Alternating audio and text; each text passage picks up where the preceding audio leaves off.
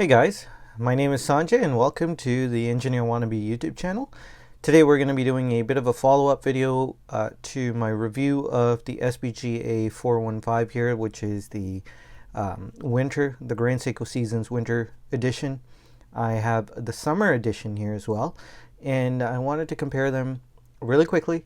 It might be a valuable resource to someone who might be cross-shopping on the Grand Seiko Seasons editions, which used to be once upon a time US exclusive, but they aren't anymore. They're around the world. Before we get into the actual comparison, I just want to mention that you are infinitely valuable. You are very precious. A great price has been paid for you, and I do mean that, and I hope you know that. So I just did a review on this guy. This is the SBGA 415. It is the winter edition, and it's got this beautiful gray cloud-like dial. This, of course, over here is the SBGH271. It is the summer, and it's got this beautiful summer grassy dial to it. You can see that there is a texture in both of them. Now, you might be wondering why I'm doing this review. It's because there's not just a tiny difference here between the two. I mean, it is, in the grand scheme of things, a tiny difference, but there is more than meets the eye. I do have this off the bracelet. It does come in a titanium bracelet. The most striking thing, I think, is the way this one here, or the high beat models, so the fall and the summer, they are polished. The lug, or the top of the lugs, are polished along with that belt line, not the belt line, but the side of the lug here. And in the spring drive model, of course, you can see that there's a brushed top with the polished side. Pardon the smudges there. Another big difference, of course, I just mentioned it, is that this is spring drive. It has the 9R65 movement with 3 days of power reserve. This is a high beat mechanical watch, purely mechanical. This is a 55-hour power reserve, if I'm not mistaken, and it's the 9S85. So one is spring drive, which is a hybrid sort of movement. It's just calling it that is kind of doing it a disservice, but in simplest terms, a hybrid movement. And we have a purely mechanical movement here. Another big difference is that this is made out of titanium. So the bracelet in the watch head here is made out of titanium, while this is made out of stainless steel.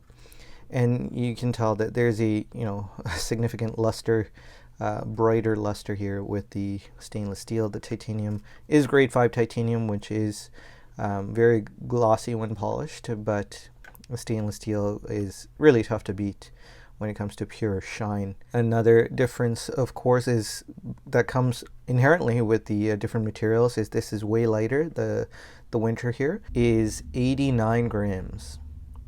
And this guy, size to my 16 centimeter wrist, is 138 grams. So way heavier. You can really feel the weight here. It's not unwieldy or anything. It's a nice weight. It's a very pleasant weight, while this is very light. And if you're not used to titanium, you might construe that to mean it's cheaply built, but I assure you it is a premium product, especially if you really appreciate titanium. Another thing I should mention is, I mentioned in the review of this video that this is ever so slightly top heavy.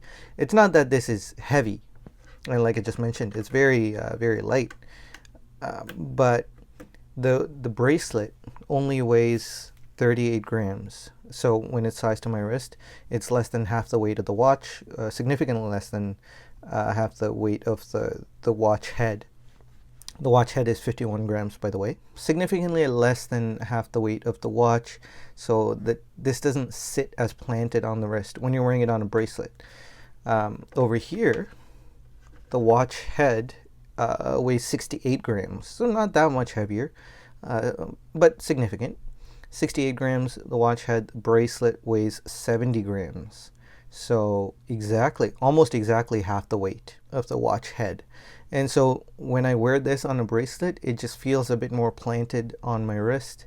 especially if you tend to wear it a little loose, or you don't have micro adjustments with Grand Seiko bracelets. So if it's cool out, if it's nighttime, if it's wintertime, it's going to be a bit loose, and you're really going to appreciate the balanced nature of this watch when it comes to that kind of situation where the watch is a little looser on your wrist. Very nitpicky there. If you put them both on a bracelet, on a strap, they are very comparable. They wear very similarly. Thickness is unaffected. They are both 13 centimeters in thickness. Well, 13 millimeters. I said that again, didn't I? 13 millimeters in thickness, which is approximately ever so slightly thicker on this side, but we're really literally splitting hairs at that point. I do like the way this crown tube here is shrouded. There is a tube connected to the case there. This one, on the other hand, does not have that. So you just have a plain old, you can see the screw threads there. I feel like that's slightly less refined compared to this, but funnily enough, this is more refined when it comes to the central hand stack. If you take a look at that there, you see that it is capped, while this is not capped. If you see where the bracelet meets the case here, on the high beat version, the SBGH271, you can see that it is brushed, while the part where the bracelet or the strap meets the case here is polished on the spring drive, the SBGA415.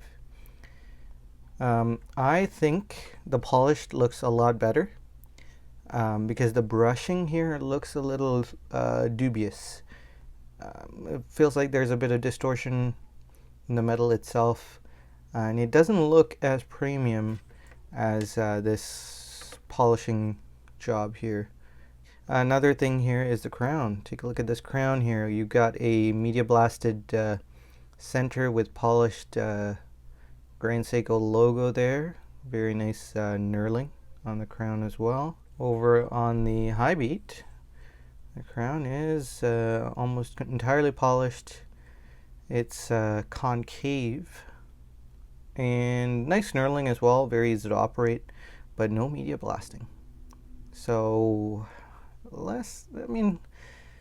I would definitely take this crown. This crown looks leaps and bounds better than this one, to me at least. You may also notice that there's no power reserve indicator on the high beat model, while the spring drive models tend to have most, if not all, no, not all, but most spring drive models have power reserve indicators on the dial. I hope this video is useful for you if you are cross-shopping these two models, or even the fall and the spring. Let me know if you have any questions about these two models. I hope you enjoyed this video. I do appreciate you all, and I'm thankful for you. You are infinitely valuable, and I hope you know that. I really do. Take care, stay safe everyone, and have a great day wherever you may be. Bye.